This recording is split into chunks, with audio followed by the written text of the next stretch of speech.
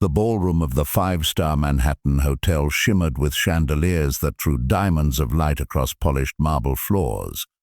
The type of place where only the elite dared to breathe too loudly.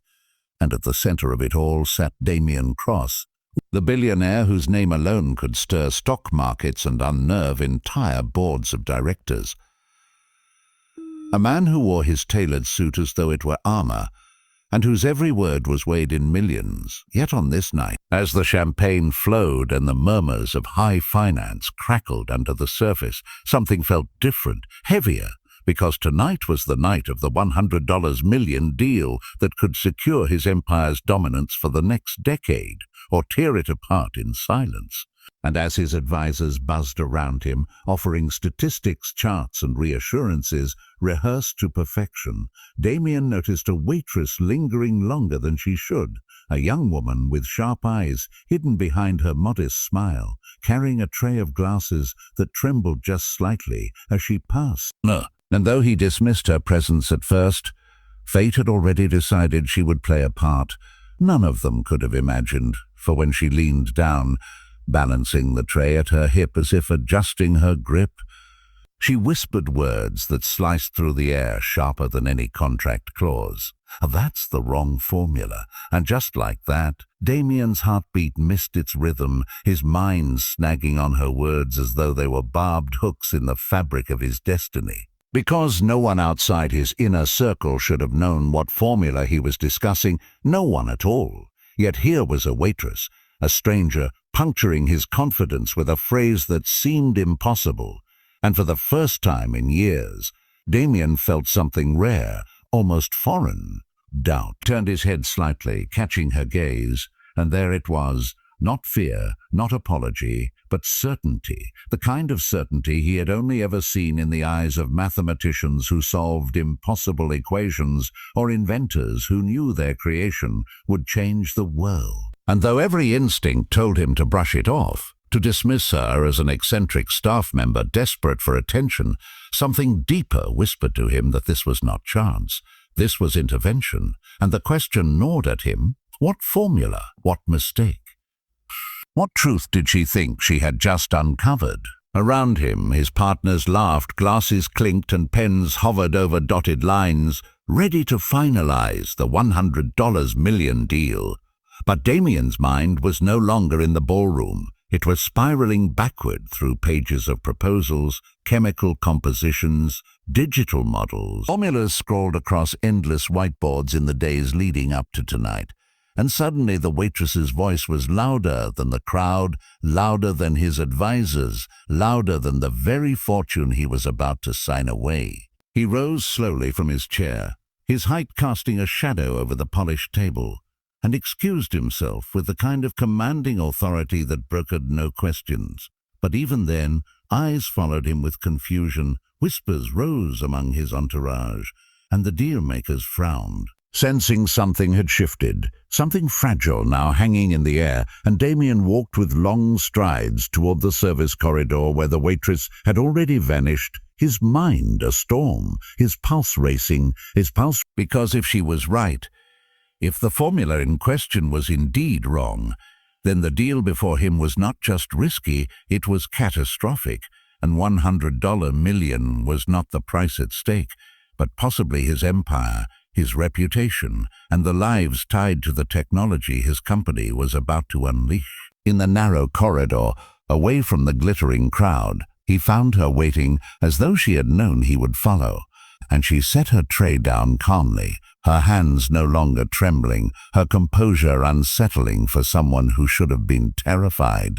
And when Damien demanded in a low growl who she was and what she meant by her cryptic warning, she only smiled faintly and said, "You're about to make a mistake that numbers can't hide, and I can prove it, if you're willing to listen." And at that moment, Damien Cross, the billionaire who trusted no one, felt the strangest pull of all, trust in a stranger, and in that fragile instant he realized his night, his deal, his destiny had just taken a turn no advisor, no contract, and no amount of wealth could have predicted. The narrow service corridor smelled faintly of bleach and roasted garlic, a sharp contrast to the perfume and champagne of the ballroom. And as Damien Cross stood before the waitress who had just shaken the foundations of his confidence, he realized he was staring into the eyes of someone who knew more than she should, someone who carried not just a tray but a secret that could tilt the balance of empires. And though his instinct as a billionaire, as a man forged in the crucible of ruthless deals, was to dismiss her as a distraction, some quiet voice inside reminded him that fortune often disguises itself in strange clothing, and perhaps this stranger was no accident at all. Her name, she finally revealed, was Elena, spoken with a calm that belied her role. And when Damien pressed her to explain what she meant by the wrong formula, she reached into her apron and pulled out a folded napkin covered in scrawled numbers and chemical notations, rough but precise, and when she laid it flat on the countertop between them, Damien's breath caught, because the equation mirrored the core formula at the heart of the project he was about to seal with that $100 M signature, a formula his top scientists had assured him was airtight, flawless, revolutionary.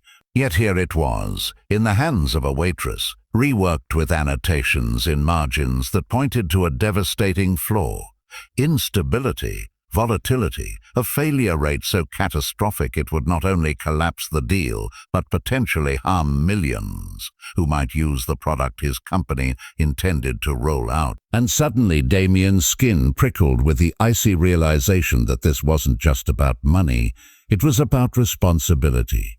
"How do you know this?" he demanded, his voice rough, but Elena didn't flinch. She told him her father had been one of the quiet geniuses behind the early drafts of the formula before he died under mysterious circumstances, his warnings buried, his notes shredded by executives eager to chase profit.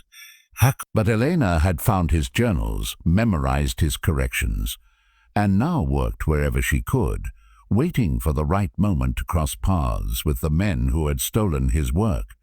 And though she had never expected to face Damien Cross himself, she knew fate had placed him at the fulcrum of her father's lost truth, and in her voice Damien heard no plea for money, no hunger for fame, only a resolve as cold and sharp as a blade.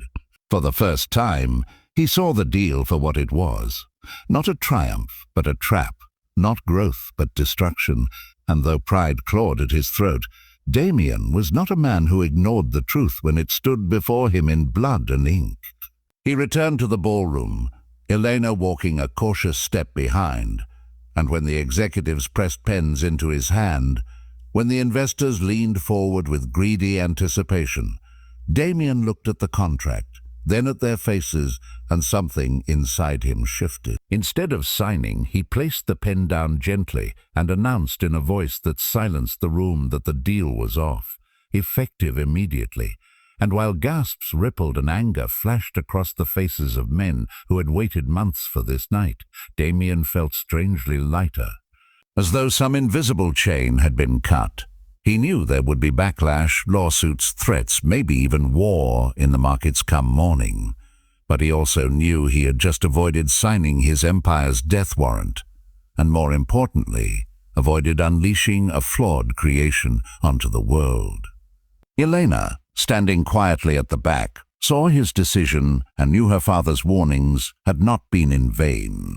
And for a fleeting moment, she allowed herself to believe justice could exist even in rooms of polished marble and ruthless wealth. Later, when Damien's car pulled away from the hotel and he sat in the silence of the leather back seat, he thought of the whisper that had started it all. That's the wrong formula.